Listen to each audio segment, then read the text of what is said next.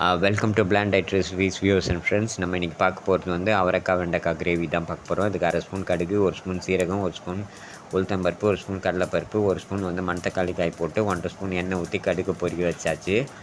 இப்போ வந்து நான் 3 தக்காளி மீடியம் சைஸ் எடுத்து கட் பண்ணிவிட்டு வாஷ் பண்ணிவிட்டு அதை கொஞ்சம் பாத்திரத்தில் போட்டுட்டு கொஞ்சம் ஒரு 1/4 டம்ளர் தண்ணியை ஊற்றிட்டு நல்லா வந்து கொஞ்சம் நேரம் கொதிக்க விடுறேன். அதுக்கப்புறம் டெசிகேட்டட் கோகோனட் வந்து ஒரு 3 ஸ்பூன்ஸ் ஆட் பண்ணியிருக்கேன்.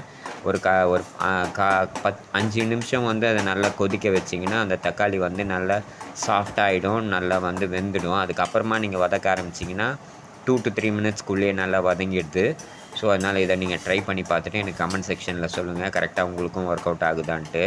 ஸோ இது ரொம்ப குயிக்காக வந்து தக்காளி வதங்கிடுது. மீன்வைல் என் சேனல் வந்து பார்த்திங்கன்னா பிளாண்ட் டைட் ரெசிபீஸ். இது வந்து எல்லாமே வந்து காரம் மசாலா இல்லாமல் எண்ணெய் கூட ரொம்ப கம்மியாக வயிறு ப்ராப்ளம் இருக்க பேஷண்ட்ஸ்க்காக போகிறது. முக்கியமாக அல்சர் பேஷண்ட்டு, லிவர் ப்ராப்ளம் இருக்க பேஷண்ட்டு, அப்புறம் வயிறில் மற்ற ப்ராப்ளம் இருக்க பேஷண்ட்ஸ்க்காக வயிறு எந்த பிரச்சனையும் ஆகிடக்கூடாதுன்றதுக்காக இது பார்த்து செய்கிற சமையல் இது.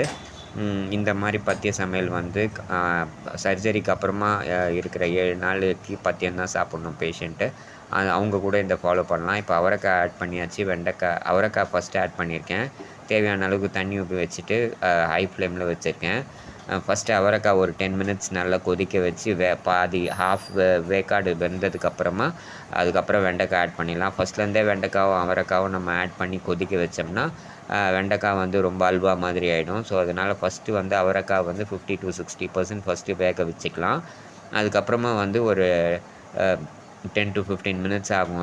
அந்த டைமுக்கு அப்புறமா வந்து நம்ம வெண்டைக்காய் ஆட் பண்ணிடலாம். வெண்டைக்காய் வந்து ரொம்ப சாஃப்டான பொருள், குயிக்காக வந்து வெந்துடும். ஸோ அதனால் அது கொஞ்சம் நேரம் கழித்து நம்ம ஆட் பண்ணிக்கலாம். மீன்வைல் வந்து என்னோடய சேனல் எல்லாம் சப்ஸ்கிரைப் பண்ணுங்கள், லைக் பண்ணுங்கள், ஷேர் பண்ணுங்கள், கமெண்ட் பண்ணுங்கள். உங்கள் ஃப்ரெண்ட்ஸ் அண்ட் ரிலேட்டிவ்ஸ்க்கு யாருக்காவது வந்து அல்சர் ப்ராப்ளமோ இல்லை வயிறு சம்மந்தப்பட்ட ப்ராப்ளம், யாராவது காரம் சாப்பிட முடியாமல் கஷ்டப்பட்டாங்கன்னா என்னோடய சேனலை வந்து சப்ஸ்கிரைப் பண்ண சொல்லுங்கள். டெய்லி ஒரு வீடியோ போடுவேன். டெய்லியில் டிஃப்ரெண்ட்டாக எப்படிலாம் ரெசிபீஸ் ரெடி பண்ணுறதுன்ற மாதிரி போடுவேன். அல்சர் பேஷண்ட், வயிறு சம்மந்தப்பட்ட ப்ராப்ளம் இருக்க பேஷண்ட் காரமோ மசாலாவோ சாப்பிட முடியாது. ஸோ அதனால் மற்றவங்கள மாதிரி நம்மளால் சாப்பிட முடியலேன்னு அவங்க ரொம்ப ஃபீல் பண்ணுவாங்க. அவங்களுக்குள்ள மனசில் இருக்கிறது வெளியிலையும் காமிச்சிக்க முடியாது. ஸோ அந்த மாதிரி அவங்க ஃபீல் பண்ணக்கூடாது. மற்றவங்க சாப்பிட்ற மாதிரியே தான் நம்மளும் சாப்பிட்றோம் அப்படின்ற ஃபீல் அவங்களுக்கு உண்டாக்கணும் அப்படின்றதுக்காக தான் நான் விதவிதமாக போடுறேன். ஸோ வந்து இது எல்லாமே வந்து பார்த்திங்கன்னா நார்மலாக சாப்பிட்றவங்க சாப்பாடு மாதிரியே தான் இருக்கும். காரம் மசாலா தவிர மற்றது எல்லாமே அதே மாதிரி தான் செய்வேன். நீங்கள் பார்த்திங்கனாலே தெரியும். டெய்லி பேசிஸில் நான் ஒவ்வொரு ரெசிபீஸ் போடுறேன். ஸோ அதனால் டெய்லி என்னோடய சேனலில் நான் போடுற வீடியோஸ் எல்லாமே பாருங்கள்.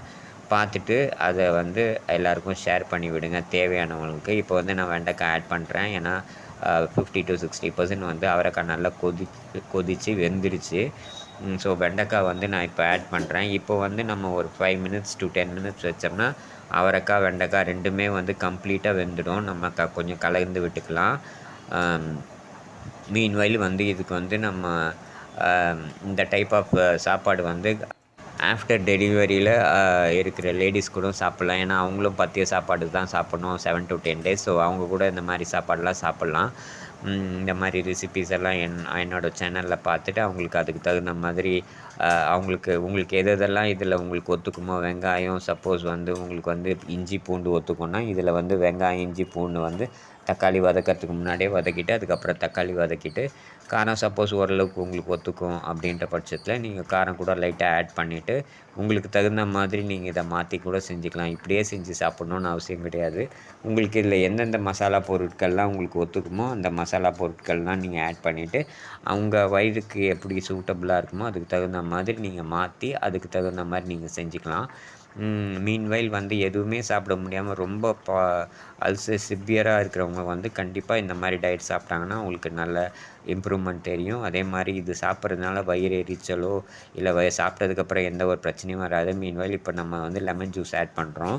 ஏன்னா வந்து அப்போ தான் கொஞ்சம் நல்லாயிருக்கும். ஏன்னா வந்து அவரைக்காய் கொஞ்சம் ரா டேஸ்ட்டு கொடுக்கும். அந்தளவுக்கு நல்லா இருக்காது வெறும் ப்ளெயினாக செஞ்சோம்னா.